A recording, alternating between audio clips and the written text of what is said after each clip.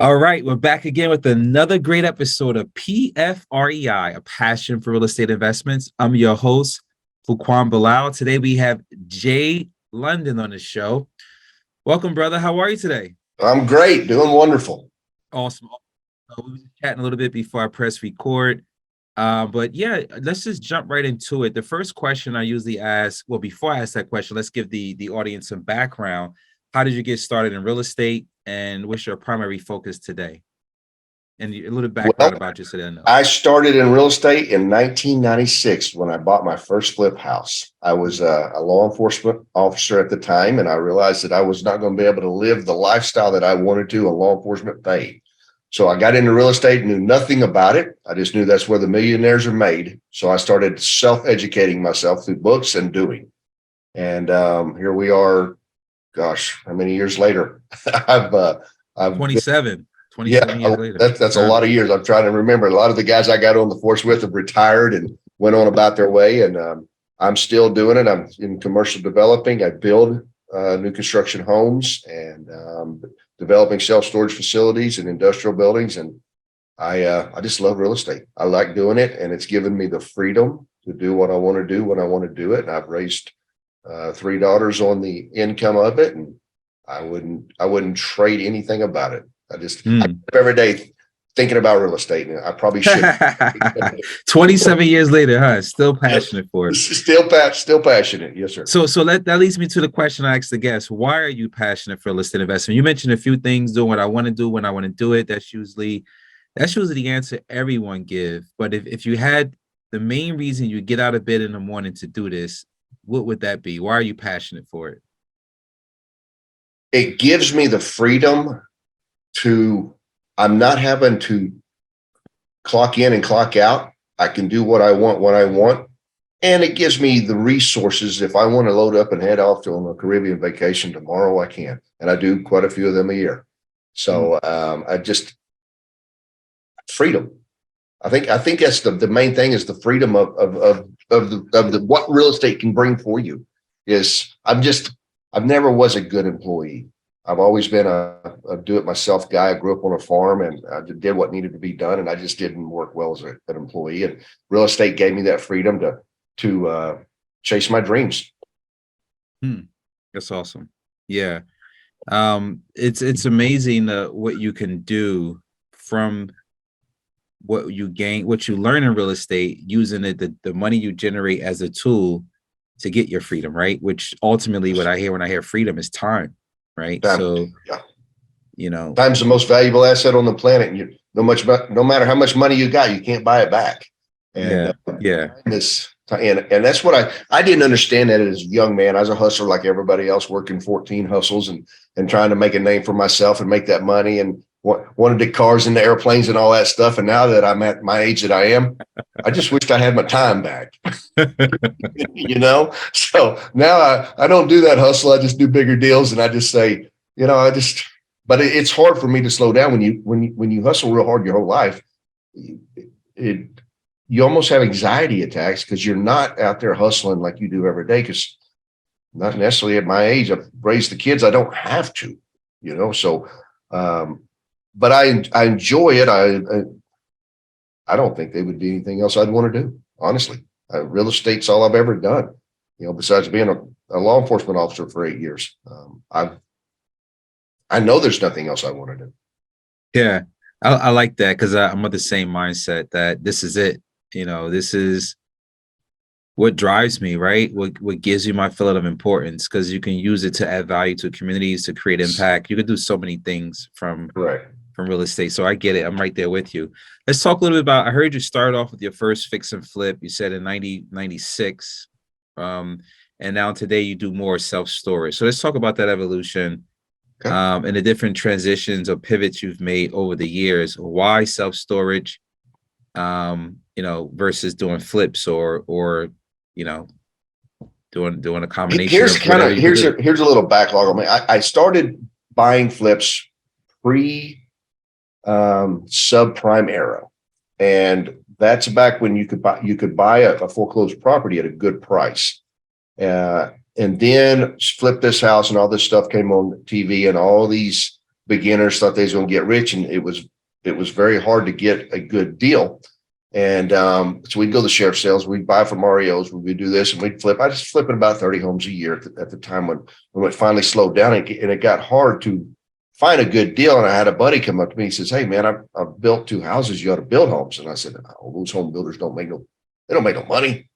And he said, "No, really, I've built 2 homes, and you got to try it." And I said, "All right." So I went and bought 2 lots, and I built the exact same floor plan right beside each other because I was scared to death. I didn't know nothing about building homes. I could flip a house in my sleep, but when it came to building, I was scared to death. I built a home in 90 days, sold both of them, and made as much money on those as I did a flip, and there was no problems. The thing with remodeling, there's always a nightmare behind a wall or a sewer. There's always something coming up that you didn't have the budget for. And from then on, I said, that's it. I'm building houses. So I've been building houses. I think I built my first house in 04. And I still build to this day. And, but I've ventured off. I've got into building I've built an apartment complex. I've done some residential developments. I built some industrial buildings. And then up until about 3 years ago, I said, I'm slowing down, but I'll never retire because I love real estate. But I want to slow down and have the freedom, the time to go do things that I want to do with my wife.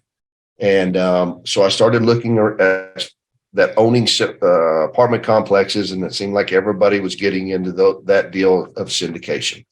And I just said, I just don't want people to manage, because you got managers, you got handyman, you got lawn guys, you got all these people in the apartment complex you still have to manage. And I'm a control freak, so I'm very hands-on. I stumbled across the self-storage industry because I had a boat and I couldn't find nowhere to store it. Nothing was available. And I said, there's something about this. So I started digging deeper into it. The more I got into it, now the more I looked at the business model, have been in just about every angle of real estate, I said, this is the best business model I've ever seen in my life. Because it's a metal box. There's no toilets. There's no tenants. It doesn't follow under the RESPA law. If they're late, you can lock them out where they can't get into the facility. Everything's done automated through your cell phone nowadays, through all these online software systems. And the more I looked at it, I said, I love this business model because I don't have to be here to collect rent. Their credit cards, it dings their credit cards, just like a gym membership at the first of every month. And I was one of those people that had a storage unit for over 5 years. Even though I had a 30 by 40 shop at my house, I didn't want the junk cluttering up my shop. So I paid for a storage facility. So I really loved the business model to the point that I bought 2 of them. And now I'm developing two different ones. And I think I will probably end all my other real estate adventures except for self-storage, and I'll be in self-storage till the day I die, because it's such a simple business model. And then developing it doesn't take a lot of management to build a metal box. There's no better way to put it. Yeah, and I hear it's recession resilient. It is very recession resistant. It is very people will pay for their stuff. It's recession proof. I said nothing is recession proof. No, it's recession resilient. Yeah, it is. It is very, and it's proved it. And we're about to see just how resilient it is, with what's coming on in the economy. But I think over the last few years, a lot of the bigger players have started to take notice of the self-storage industry, which is why it has been on a 3-year high of the highest rent per square foot, at the lowest cap rates, at the highest trading thing. It's just it's a simple business model, and it was always looked at like the stepchild in the real estate industry until now. Now people are starting to realize that it's a great asset. And even banks, I've got so many banks saying, hey, we want a part of your self-storage business because it is such a solid asset. It has less of a foreclosure rate than apartment complexes do. Let's talk about the headwinds in the market. We know that interest rates are increasing. What's happening? We got some headwinds in the marketplace. How is that affecting your business, and what pivot are you making to be able to be that leader that stands out in front of this? What are some of the things that you found that you have to adapt to kind of get just like anything, we just bought one last month, and you definitely have got to get it bought right to make sure that it can cash flow and make its payments. Over the last 3 years, the cap rates were so low that they was so many pieces of property trading that there's no way that they can make their payments with debt. But there's been a lot of cash on the market. I see now with interest rates that have climbed 3 points in the last few months, that you definitely have to work your numbers and make sure that you stress the debt service on the facility that you're buying with the cash flow, that it makes its payments. I think we signed a 7.25 debt on a 20-year note on the one that we just recently bought. And it still makes close to $4,000 a month, even after the debt service and all the other stuff. So you really need to do your due diligence when you're looking at buying anything right now. That you need to make sure, even a flip. We used to, the last 3 years, you really didn't have to make them very pretty because they was going to sell. Now I think we're going to get back into it's going to get competitive and really lip sticking up the houses, because the competition is going to get a little more fierce. And then on top of that, your buyers are going to have more options to choose from. So when you're looking at a project to buy or do, you need to really figure in your expenses on the debt service of the project of what you're doing, which, we've been borrowing money for the last 5 or 6 years. It was almost free money at 2 or 3% interest. Now it's getting back to normal, and I laugh because I hear a lot of people complaining, oh my God, it's 6 or 7% interest. Well, my first house I bought was 8.75. But I've lived long enough and been through 2 eras that, a 6% interest rate's a healthy market. But in all these people that's been in the last 5, 6, 7 years, they think the world's coming to an end, but it's not. You just got to prepare for it and buy less of a house, or don't spend the money on the stuff that you think that you want and not need, because you need to figure in that your payment's going to be bigger. Yeah, good points. Good points. So how do you see the space that you're in, new construction? Is it better to build new or buy something that someone else had took over? Because I can imagine maybe there's some short-term debt for most of the players that were in this space, that they probably took a loan from a lender for short-term, and basically had 3 years interest only, and their plan was to refi it. That was in their performance to the investors, and now rates are higher than what they was expecting when they refi it. So two questions I'm asking. What do you think's happening with that? Is that going to bring more product available? That's number one. And number two, is it better to build new to have at a better cost basis, or is it better to buy something from the market? Okay, so there's questions there, and I'm going to answer them with about 4 answers. So let's do it. For your question about the debt that is coming to term with some of these investors that's going to have to roll out of it, some of them is going to get burnt, and because they planned on a low interest rate or something like that as an exit strategy, and they're not going to be able to. They're going to have to work through that. And I feel for some, because I got several friends that owns apartments that got into the syndication with expecting to have, a 5% interest rate when they cashed out for their investors. And I don't think they're going to get it. They're going to end up around 6.5, maybe 7, which hurts the returns for the investors in the projects. But who knew what was going to happen? If we all had a magic wand, then we'd all be rich and fat and laying on the beach. We wouldn't be in this business that we're in.